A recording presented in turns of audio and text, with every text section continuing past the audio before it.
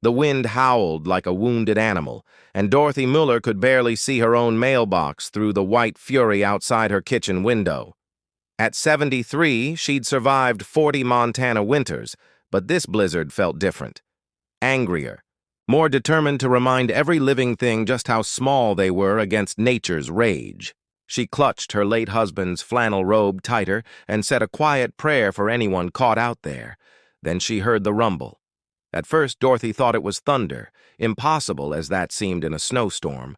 But the sound grew louder, mechanical and desperate, and through the swirling white she saw them. Motorcycles, big ones, limping up her long driveway like wounded cavalry horses.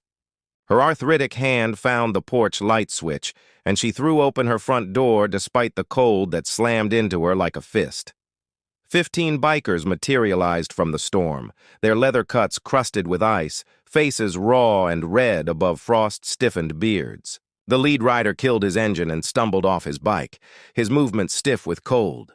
"Ma'am," he said, his voice rough with desperation and cold. "I know how this looks, but our group got separated in the storm. GPS died. Roads are invisible. We saw your light and—" He paused, swaying slightly. "We're not here to cause trouble. We just need to get warm, even just your garage or barn. Please." Dorothy was already stepping aside. "Get in this house right now before you all freeze to death." "Garage won't help you. There's no heat out there, and frostbite doesn't care about shelter." They hesitated, these massive men covered in road dust and patches, looking at this tiny grandmother in a pink bathrobe like she might be a mirage. "I mean it," Dorothy said firmly, using the voice that had raised 3 boys and taught Sunday school for 30 years. "In now." They moved then, helping each other, the stronger ones supporting those who were shaking too hard to walk steadily. Dorothy counted as they filed in. 15 men who looked like they'd been to war with winter and lost. Her modest farmhouse, which had felt empty since Carl passed 2 years ago, suddenly brimmed with life and desperation. Water dripped from leather and denim onto her hardwood floors. The bikers stood awkwardly in her living room, trying not to touch anything, their bulk making her furniture look doll-sized. "Bathrooms down the hall," Dorothy announced, already pulling afghans and quilts from the hallway closet. "Hot shower, one at a time, don't argue. While you wait, wrap up in these. I'll get coffee going." "Ma'am, we can't," the lead biker started. "You can and you will. I'm Dorothy, by the way. What's your name?" "Jake. Jake Morrison." He pulled off his ice-crusted gloves with shaking hands. "This is my brother Tom, and these guys are part of our Veterans Riding Club. We were heading to Billings for a funeral, one of our members. But the storm came out of nowhere." Dorothy's expression softened even further. "Then you need coffee and food more than I thought. Carl, my late husband, was Army. Korea." She headed toward the kitchen, calling over her shoulder, "First one in the shower gets an extra blanket." What followed was controlled chaos.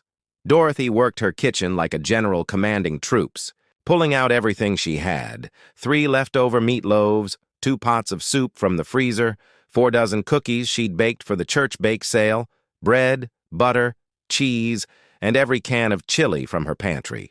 Her coffee maker ran continuously. The bikers, once they thawed and realized this elderly woman genuinely wanted to help, transformed. They organized themselves with military precision. Jake had been a sergeant, it turned out. They took turns. In the shower, hung wet gear carefully to dry, and insisted on helping. A man named Bear, whose graying beard reached his chest, took over coffee duties.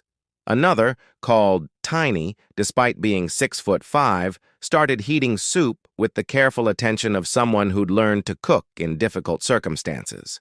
"Ma'am, Dorothy, you're feeding us everything you have," Tom said quietly, watching her empty her refrigerator without hesitation.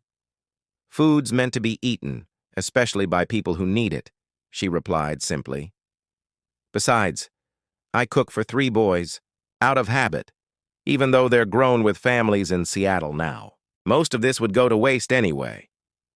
As they ate, crowded around her dining table and spilling into the living room, the stories emerged.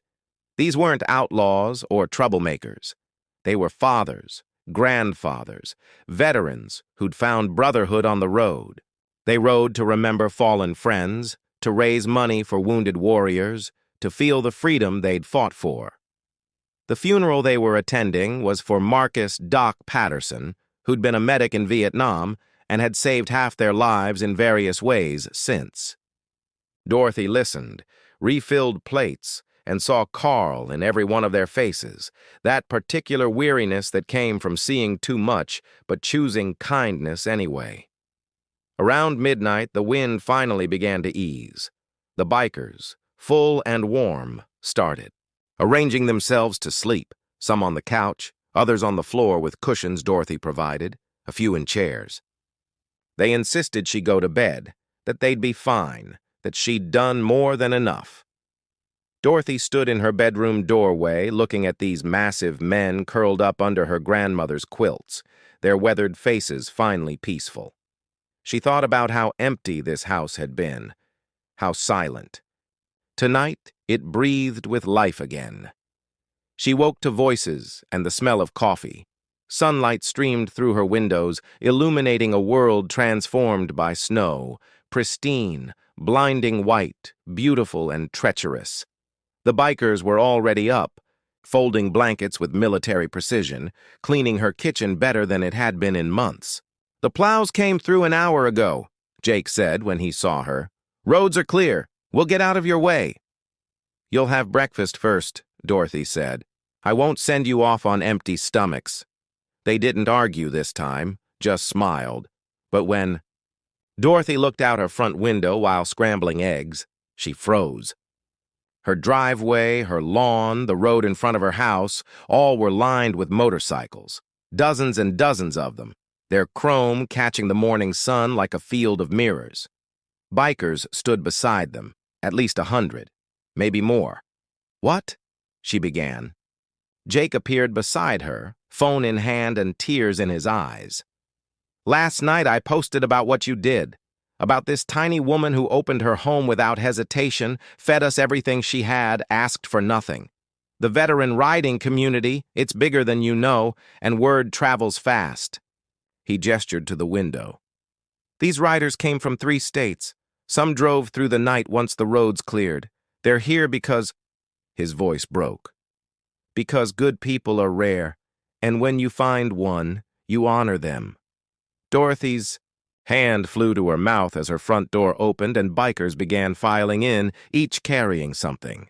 Groceries, bags and bags of them, gift cards to every store in town, an envelope from the Veterans Club, thick with bills, a hand-carved wooden sign that read, "Dorothy's Haven," a new coffee maker, industrial-sized, blankets, coats, a generator. "For the next storm," a woman biker said, hugging Dorothy gently. "So you can help someone else." "This is too much," Dorothy whispered. "I just did what anyone should do." "But most people don't," said an older rider with marine tattoos covering his arms. "Last night, those 15 guys had hypothermia setting in. Another hour and we'd be planning funerals instead of saying thank you. You saved lives, ma'am, without hesitation, without judgment. That matters." They stayed for hours, those 100 bikers, filling her home with laughter and stories. They fixed her loose porch step, cleared her driveway, chopped a month's worth of firewood.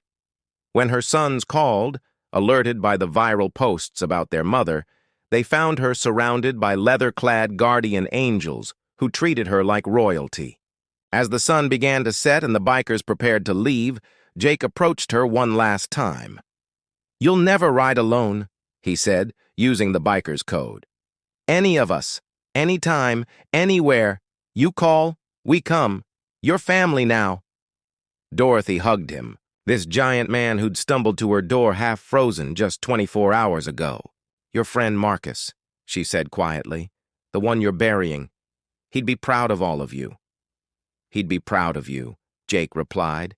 "This is what he always said, that the fight doesn't end when you come home. You keep serving, keep helping, keep being the person worth saving. As the motorcycles rumbled away, a symphony of engines echoing across the snowy fields, Dorothy stood on her porch wrapped in Carl's flannel robe. Her pantry overflowed with food. Her bank account held more than it had in years. But what filled her most was the warmth spreading through her chest, the knowledge that kindness, real kindness, was never forgotten. That night she called her sons and told them the story. When they worried about her being alone, she laughed. Alone? I've got 100 bikers who consider me family now. Plus, next week the Veterans Club is bringing a whole group to help me finally fix that roof. She looked at the wooden sign they'd mounted beside her door, at the photos on her phone of leather and chrome and weathered faces smiling. Carl would have loved this, she thought. He always said the best people were the ones others overlooked. Outside, snow began to fall again, gentle this time. And Dorothy Muller, who'd simply opened her door to strangers in need, fell asleep planning how to pay this impossible kindness forward, one warm meal and open heart at a time.